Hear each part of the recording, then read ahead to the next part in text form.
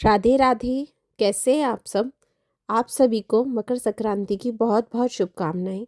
मकर संक्रांति पर्व के दिन कई लोग उपवास रखते हैं और विधि विधान सूर्य देव की उपासना करते हैं। इस दिन धर्मराज की यह कहानी ज़रूर सुननी चाहिए। हिंदू धर्म में शायद ही कोई ऐसा त्योहार हो जिससे जुड़ी कोई पौराणिक कथा या कहानी ना हो। धार्मिक मान्यताओं के अनुसार मकर संक्रांति के दिन ही गंगा मैया भागीरथ के पीछे पीछे चलकर कपिल मुनि के आश्रम से होती हुई सागर में जा मिली थी। इसी दिन भगवान विष्णु ने असुरों का अंत किया था। इस पर्व की एक कहानी धर्मराज से जुड़ी है जिसे इस पर्व में जरूर पढ़ना और सुनना चाहिए। मकर संक्रांति पर धर्मराज की कहानी। एक समय जब पृथ्वी लोक पर बब्रुवाहन नामक एक राजा हुआ करता था, उसके राज्य में किसी चीज की कमी नहीं थी।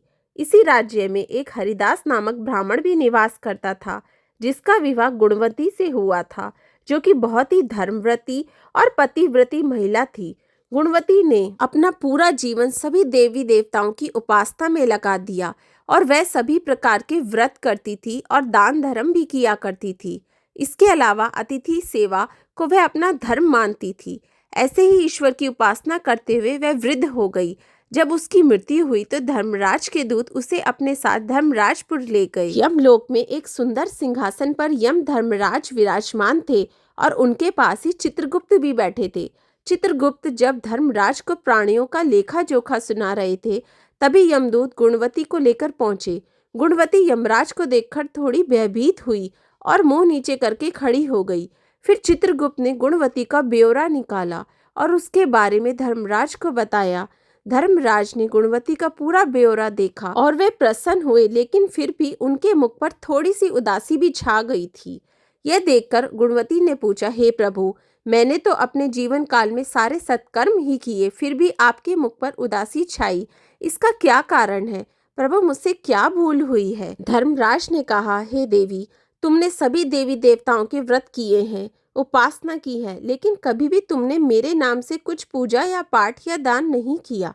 धर्मराज की बात सुनते ही गुणवती क्षमा याचना करने लगी और कहने लगी, हे प्रभु, मुझे आपकी उपासना के बारे में कुछ भी पता नहीं था।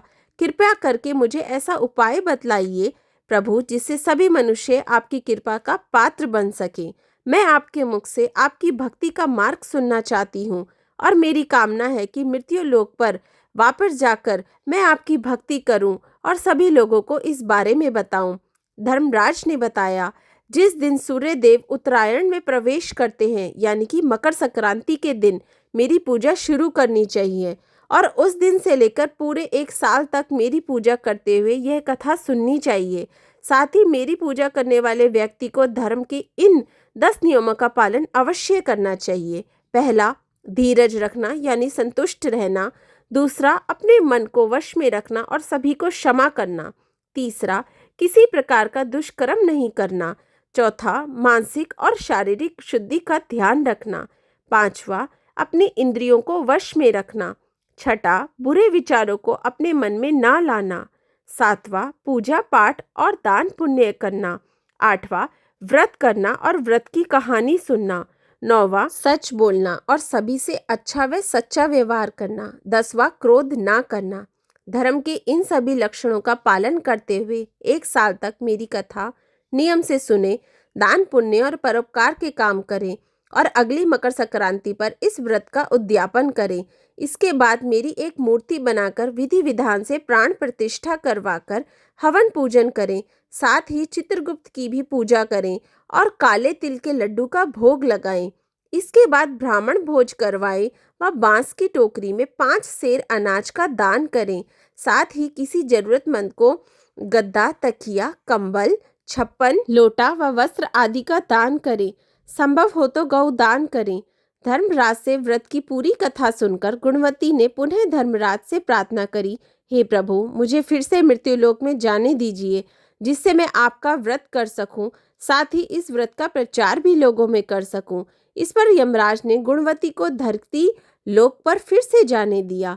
धरती पर वापस आकर गुणवती ने धर्मराज द्वारा बताए गए व्रत के बारे में अपने पति देव को बताया। मकर संक्रांति में आते ही गुणवती और उसके पति ने यह व्रत शुरू कर दिया। इसी व्रत के प्रभाव से उन पर धर्मराज की कृपा हुई और उन्हें मोक्ष की प्राप्ति हुई। मकर संक्रांति की कथा समाप्त हुई। राधे राधे।